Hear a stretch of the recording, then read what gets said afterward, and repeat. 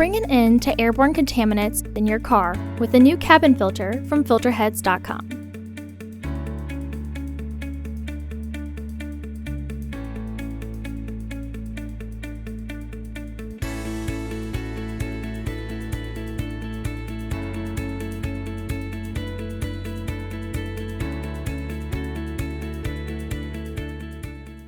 The cabin filter is located on the passenger side of the vehicle, behind the glove box. Open the glove box. Remove the access panel. Unclip both sides of the housing cover to remove it. Remove the old filter from the housing and clean out any debris inside.